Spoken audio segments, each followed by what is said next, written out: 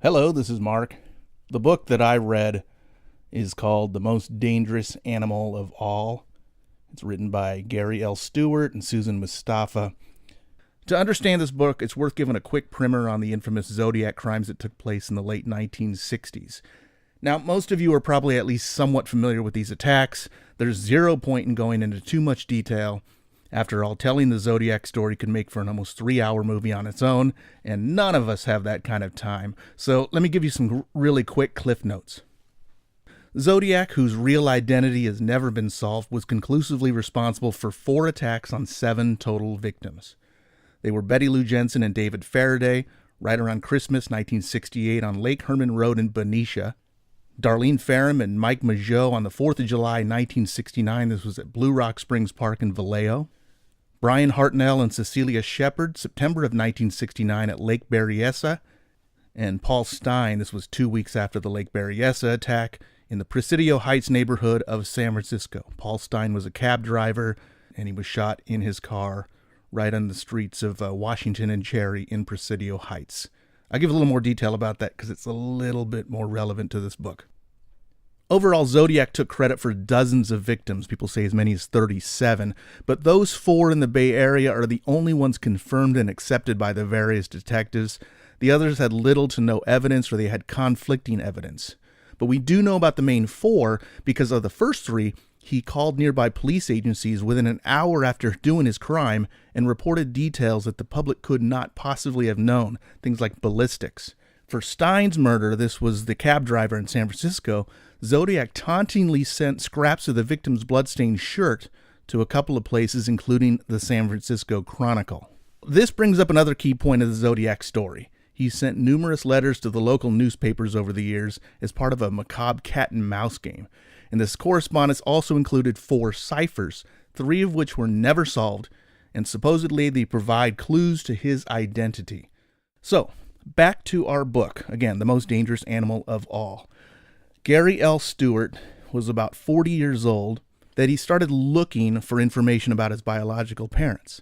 And he did meet his birth mother fairly quickly, but he was largely shielded from any information on his birth father, a man he only knew was named Earl Van Best Jr. He started doing a lot of research on his birth father, and it started opening up a virtual Pandora's box of information, and it gave Stewart reason to conclude that his birth father and the infamous serial killer known as Zodiac were one and the same person. So Stewart has a number of connections between Zodiac and his birth father, and some of them are fairly loose and some of them are borderline crackpot, but let me just give you some of the bigger highlights. Earl Van Best had a prior conviction. When he married Stewart's birth mother, she was only 14 years old at the time, and the San Francisco Chronicle reporter nicknamed it the Ice Cream Romance. They met at an ice cream shop. This is a connection because the writer of that article supposedly is the same writer who covered Zodiac really closely in the Chronicle during the 60s. So another piece of evidence that's pretty important. Again, I made mention of the San Francisco cab driver. That's one of the few crime scenes that there was a fingerprint lifted. And the latent print lifted from Paul Stein's cab had a scar, or at least a line that ran through it. And Van Best's fingerprints, which of course are on file because of his arrest, also had a scar that ran through it. Those two suggest that he was at the crime scene on the night of that particular murder. Now, another thing about the Zodiac investigation is that handwriting played a big part. I mentioned already Zodiac wrote a whole bunch of letters. He sent it to the police through the newspapers, so we had a lot of handwriting evidence available. And using this handwriting, a lot of profiling was done. It was a guy named Sherwood Morrill who did tremendous amount of research linking Zodiac to possible suspects and also clearing possible suspects, all based on handwriting. Zodiac's handwriting on the various letters, which again were used to connect or rule out possible suspects, resembles the handwriting on Earl Van Best's own marriage certificate. And so another connection is Earl Van Best's name. Now, Zodiac always claimed that his identity was contained in the mysterious ciphers, and Stewart claims that he's been able to find Earl Van Best Jr., or at least a form of that name, in 2 different ciphers that Zodiac sent during the time he was terrorizing the Bay Area. And so the final connection is the resemblance of the 2 men.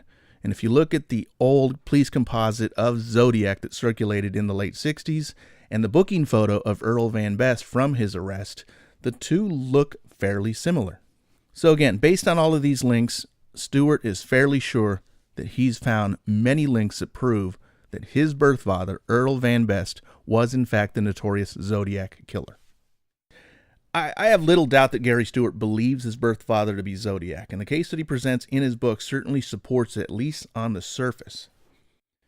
The problem is, the Zodiac crimes have been dissected and picked apart ad nauseum by the so-called Zodiacologists. So there's a wealth of information out there, and it's very easy to start comparing facts and claims in Stewart's book to the facts and claims that have been established or referenced throughout a lot of studies. So let's look at some of these things bit by bit. Now, we mentioned before the same writer that covered Van Best's arrest back in the early 60s is the same writer that covered the Zodiac case in the late 60s. This is not necessarily true, and there's no byline on the original Ice Cream Romance articles. The writer's name is Paul Avery, and he did write for the Chronicle back in the early 60s, but there's nothing that suggests that he covered Van Best back in those days. So that whole idea that it's the same guy and maybe Van Best was out there to settle a score with the writer really doesn't hold a lot of water. The fingerprint connection, which seems like a damning piece of evidence, doesn't really hold up under further scrutiny either. Yes, there was a line that ran through the latent print found on Paul Stein's cap, and yes, Earl Van Best did have a scar on his right index finger. But if you hold the two prints side by side, they actually don't align. And in fact, you have to flip one of them to make the scars at least go in the same direction. Now, Stewart acknowledges that this is a discrepancy, but he explains it away by saying that the police must have reversed the print. Yeah, it might be there, but I think you really have to want it, and that's a bit of a stretch to suggest that that's what the police did. Now, the handwriting similarities. This is a big one too, because handwriting was such a big piece of the investigations. Well, the problem with that is that Earl Van Best didn't actually fill out his marriage certificate. It was the minister that married the couple that filled out the certificate. So really the handwriting similarities to the Zodiac letters and the handwriting on the marriage certificate really doesn't link anything to Van Best. If anything, it links the minister as a possible suspect. So that's a big piece of evidence in Stewart's book that, again, doesn't really measure up when you compare it to the known facts. So what about the ciphers? Now, Stewart claims he could find his father's name by looking at the 340 cipher. This is one of the unsolved ciphers, by picking a character from each column and then writing it backwards. And I think if you do that and you squint, then yes, you can sort of see Earl Van Best's name. As if this isn't a stretch enough, Stewart says he can also find his father's name in the otherwise decoded 408 cipher. But again, you really have to want it. So there's a noted code breaker named David Oranchak, who's also one of these Zodiacologists. And as he noted on his website, yes, you could use those methods to find the name Earl Van Best, but you can also find a multitude of other names, and one of them is the author of this book. Gary Stewart's name appears using the same methods. Anyway, besides the case that Stewart makes, I also had some issues personally with the writing style. Now, this has no bearing on Stewart's theory. It doesn't debunk anything. It doesn't support anything. It just really affects my enjoyment of the book. By his own admission, Stewart is not a professional writer. He's an engineer. He works at a tech company. He kept a journal throughout his research looking for his father, and he's maintained a blog since the publication of this book. And the writing on those places really does fit the profile of an engineer and a tech guy. But the book, The Most Dangerous Animal, has several passages where the prose is flowery. It relies on overly active verbs, adjectives, physical descriptions, so you're constantly getting painted a mental picture. And there's nothing wrong with this per se. In fact, chances are your high school English teachers really encourage this in your own composition. This type of writing, this discrepancy of writing, really should surprise no one. There's two authors on the book. Now, Susan Mustafa's CV contains almost exclusively true crime stories just like this, and all of them contain a similar voice to The Most Dangerous Animal.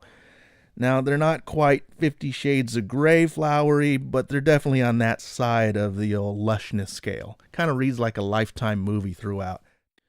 Look, I wanted to like this book. I've always been fascinated with the Zodiac case. I really enjoyed the David Fincher movie, even though I know that it's pretty inaccurate. And this book sounded fascinating. I think the problem is there's just too much information already available on Zodiac, and I knew a little bit too much about the case, or I'd read a lot of other works about it, and this one just didn't jibe.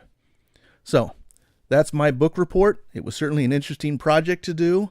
But all in all, I really can't recommend this book to anyone, and I think there's a lot of other good places to start if you're interested in this otherwise fascinating true crime story.